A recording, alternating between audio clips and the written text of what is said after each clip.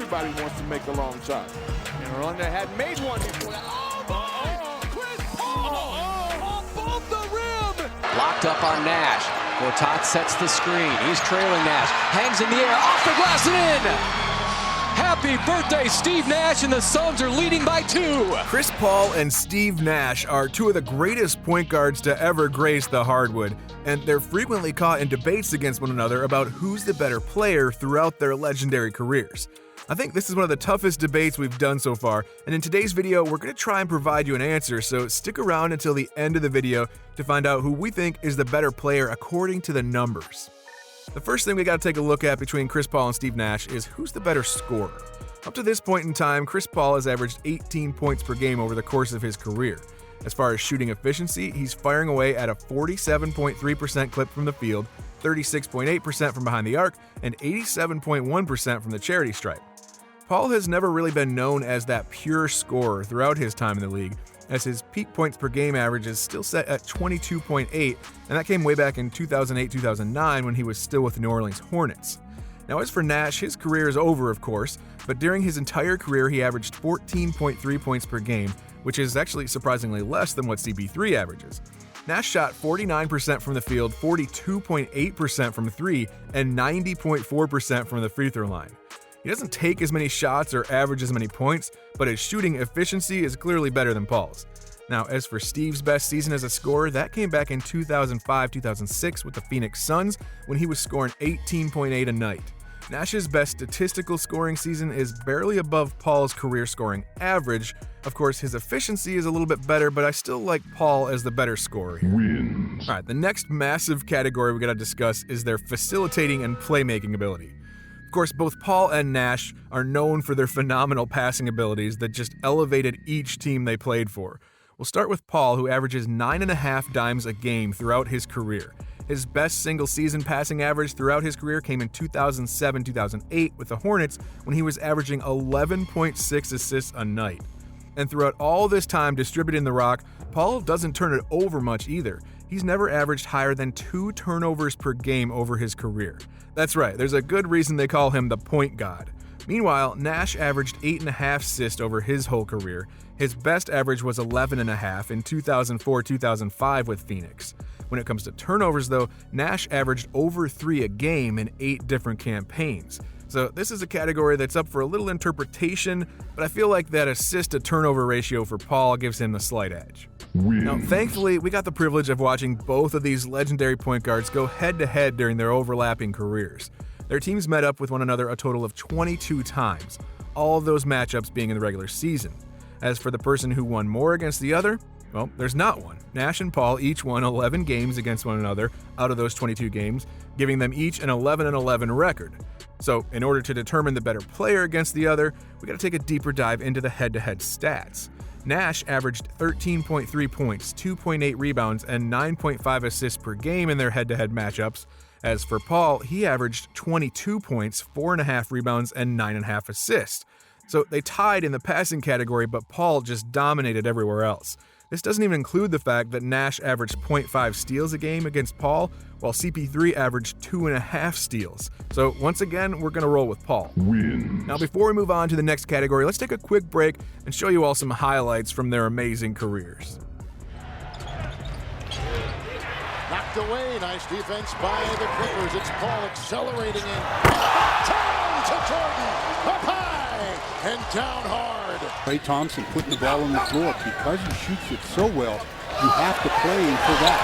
Good bounce pass underneath by Nash, and Robert Sacre from Gonzaga scores. There's no question about it. I hope he's okay. Chris Paul doing his thing. Now he's gone into the Basketball Hall of Fame. Two players with Bulls ties. What a pass. Steve Nash between the legs. Well, he was mugged, I thought, in the paint. Paul between the legs and in. Are you serious? Brewer that time using his length around the basket. Robin Lopez gets his first points of the All right, so season. we got a few more categories to take a look at to decide which of these players was better, and we need to take a special look into the accolades between Nash and Paul. Starting with Paul. CP3 has played in 18 seasons in the league, making the postseason in 14 of them with some room to grow still playing. Out of those 18 seasons, Paul's made 12 All-Star games and 11 All-NBA teams, 4 of those being first-team selections. And Paul also has been named onto 9 All-Defensive teams, with 7 of them being first-team selections. Paul won the league assist title a total of 5 times and the league steals title 6 times. Oh, and to top it all off, he also won the Rookie of the Year award in his first season. Nash, on the other hand, also played 18 seasons, and he made the postseason in 12 of them. He was on 8 All-Star teams and 7 All-NBA teams, only 3 of those being first teams. Nash doesn't have a single selection to the All-Defensive team, which shifts this comparison to Paul again, but he does have something that his counterpart doesn't have, and that's an MVP. In fact, Nash won 2 MVP awards during his career. Nash also has 5 assist titles, but he didn't win that Rookie of the Year award, nor did he get a single steals title. So the MVPs give Steve quite a good boost in this debate, but because Paul beats him in literally every other accolade that we've discussed, we think it's just too much to overcome. Now, we've briefly mentioned some defensive numbers, but we haven't really talked about how wide of a margin this category is between Nash and Paul. Paul, of course, made all those defensive teams that we talked about, and he's won 6 steals titles, and he averages 2.1 steals per game over his career. It's actually rare for Paul to average less than 2 full steals per game throughout a season.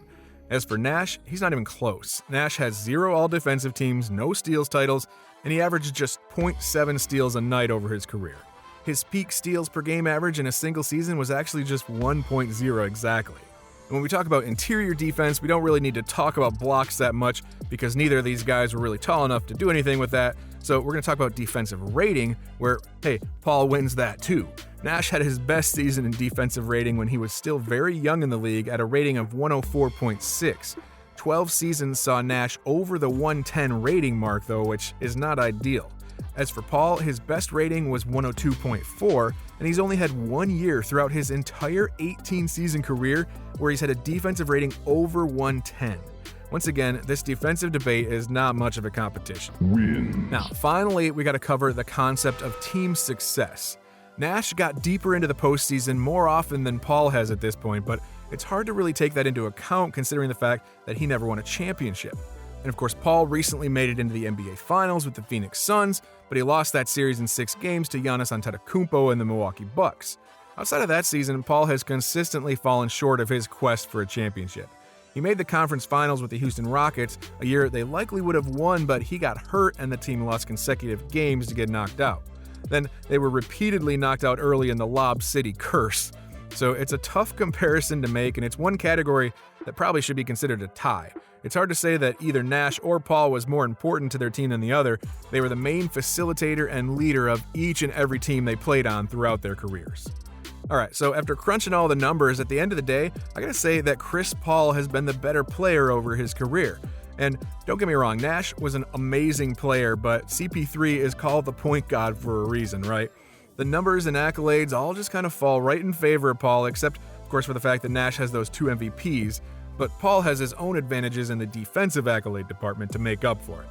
Alright, let us know down below if you were surprised by any of these categories compared to what you thought you might see when you came into the video.